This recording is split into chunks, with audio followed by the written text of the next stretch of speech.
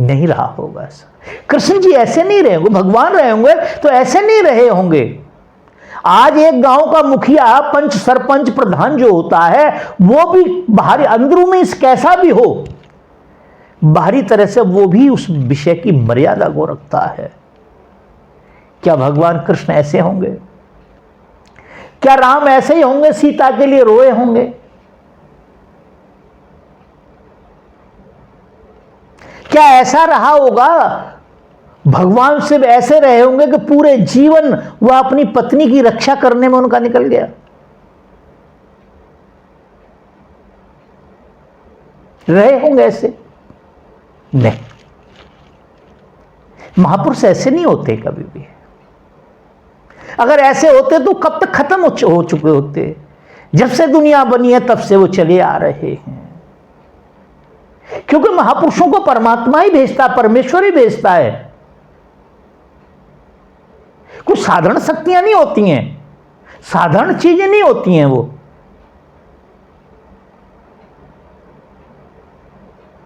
जब धरा के ऊपर अनाचार और अत्याचार जिस समय बढ़ते हैं, ये जीव त्राय त्राय करने लगता है, परमेश्वर की तरफ मुंह उठा के देखने लगता है, तो परमेश्वर किसी अपनी शक्ति को भेज देता है। वो यहां निडरता के साथ लोगों को इकट्ठा करके उस अंधकार रूपी रावण को खत्म कर देते हैं, उस अज्ञान रूपी कंस को खत्म कर देते हैं।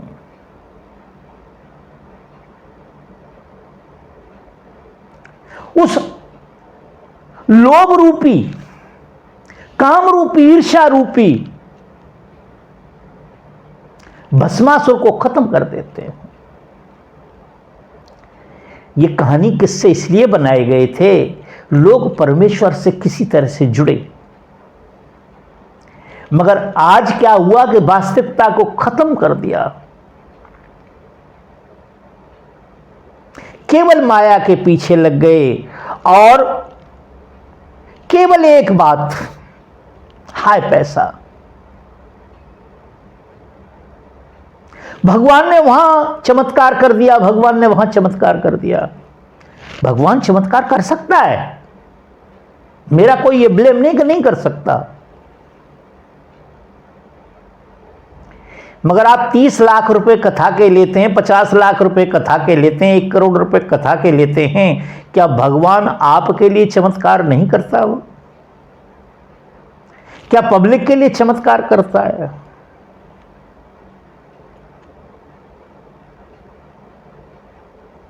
हमारे गुरु महाराज कहा करते थे,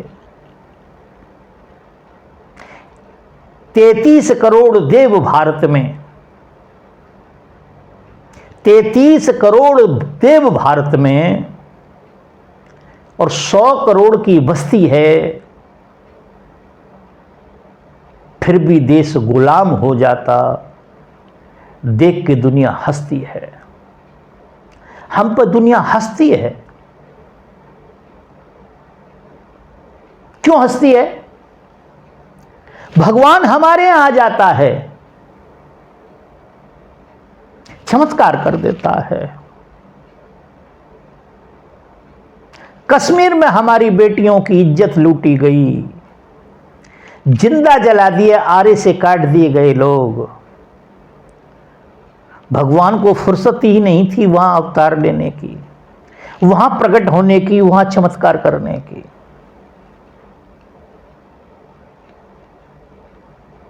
बांग्लादेश में हिंदू एक एक सांस के लिए तरस रहे हैं, एक एक श्वास नहीं ले पा रहे हैं। उनकी बहन बेटियों को उठाया जा रहा है, उनके ऊपर भयंकर तरह से अत्याचार हो रहा है।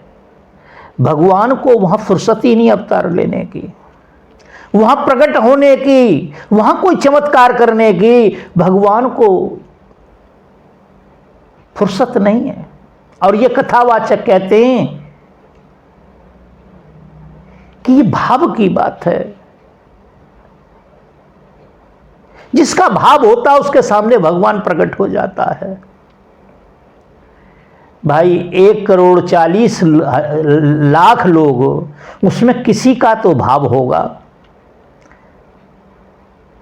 किसी बेटी की, किसी बहन की आबरू लुट रही हो, क्या उसका भाव नहीं होगा? क्या जिसकी गर्दन पर छुरी रखी जा रही है, क्या वो भाव से भगवान को नहीं बुलाएगा?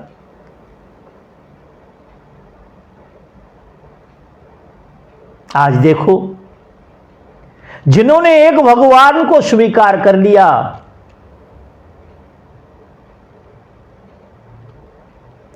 आज वो फल फूल रहे हैं। ईसाइयों ने एक भगवान को मान लिया, एक परमेश्वर को मान लिया। इस्लाम ने एक मालिक को, एक ईश्वर को मान लिया। आज फल फूल रहे हैं। हम क्या करते हैं? हम हर बात में तर्क लगा देते हैं, हर सिस्टम में तर्क लगा देते हैं, एक नए भगवान को बना के रख लेते हैं। मेरी आपसे एक प्रार्थना और है,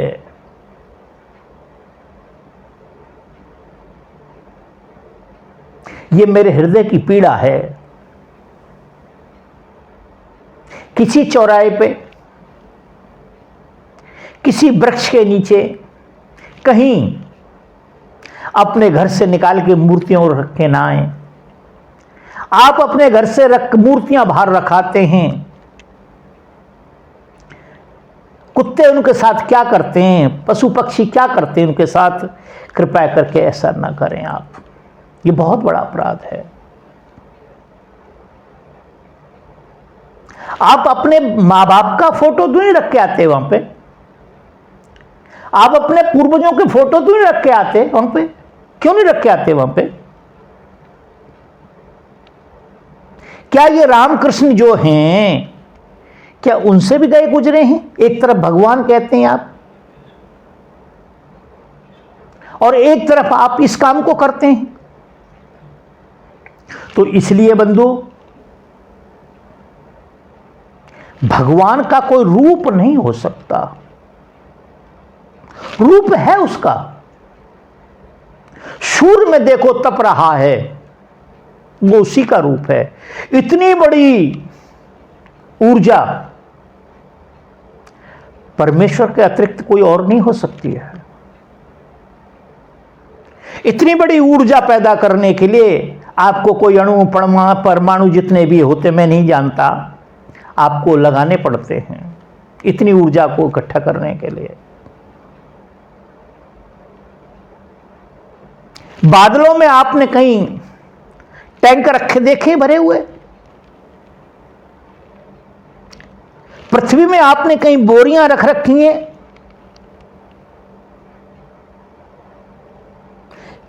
कहीं आपने वेयर हाउस बना रखे नीचे? एक बोरी डाल के आते हैं, 100 बोरी निकाल के ले आते हैं।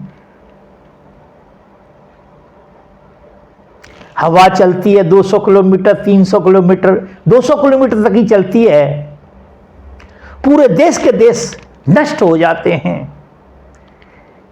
अगर 500 किलोमीटर प्रति घंटे की हवा चलने लगे तो क्या इस पृथ्वी पर कुछ बचेगा? नहीं बचेगा।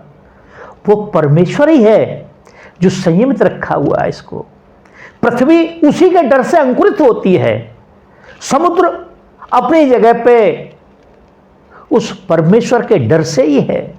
सूर्य तप रहा है, चंद्रमा शीतलता दे रहा है, हवा मंद सुगंध शीतल बह रही है, वह परमेश्वर की वजह से हर पत्ते में दिखाई देता है, हर जीव में दिखाई देता है, हर पशु पक्षी में दिखाई देता है। वो करण करावन आपो आप, मानुष के नहीं कुछ भी हाथ। वह परमेश्वर सबके अंदर छुपा हुआ है।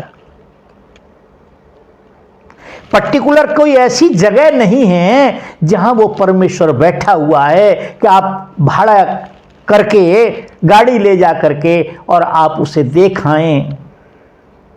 नहीं, ये दुकानें हैं, ये बिजनेस है।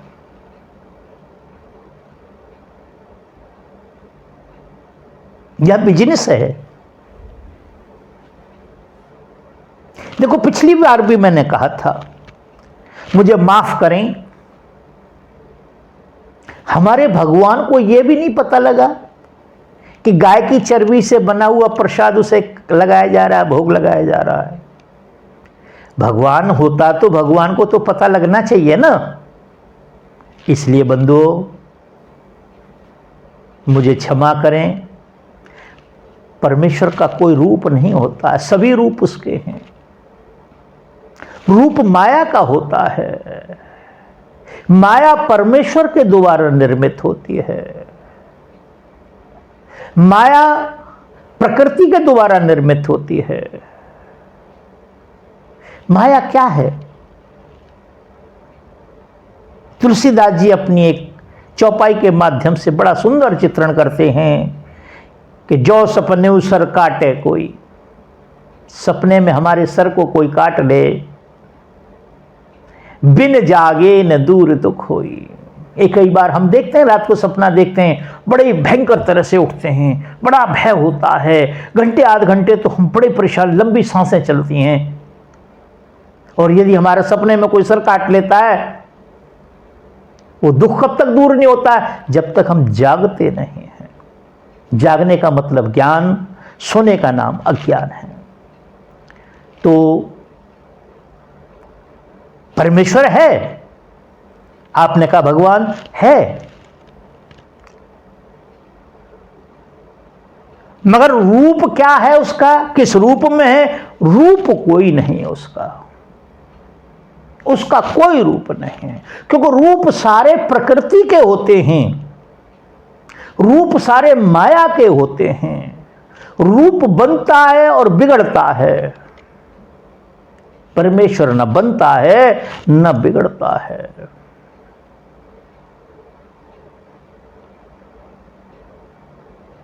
परमेश्वर है आप ही आप, ना कोई माई ना कोई बाप,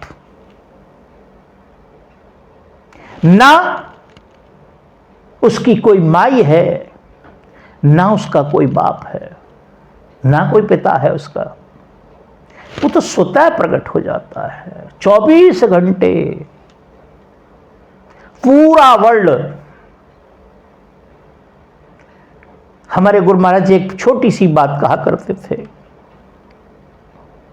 कि काली रात में, अंधेरी रात में, काली रात में काले पहाड़ पे और काली चींटी चल रही है, उसके पैरों की आहट भी उस परमेश्वर के कानों तक जा रही है। वह आहट भी उस तक जा रही है, वह परमेश्वर है जो सबको, पंच महाभूत को, प्रकृति को जो संयमित रखता है, जिसका डर सबको है, जिसको किसी का डर नहीं है, वह परमेश्वर होता है। वैसे जो महापुरुष आए, राम आए, कृष्ण आए, हनुमान आए, सब ये उस शक्ति के भेजी हुई शक्तियां थीं। ये कुछ साधारण चीजें नहीं थीं।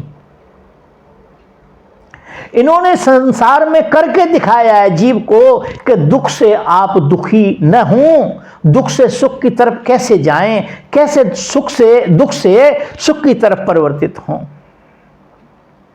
इन रूपों का हमें अनुकरण करना चाहिए। मंदिरों में जाकर के राम का आचरण लेना चाहिए। सीता के मंदिर में जाकर के हमारी बेटियां सीता का आचरण लें, कल्याण हो जाएगा हमारा। हमें किसी चीज की जरूरत नहीं रहेगी यहां पे। तो बंधुओं, मैं ये समझता हूं कि आपके प्रश्न का उत्तर हो गया होगा।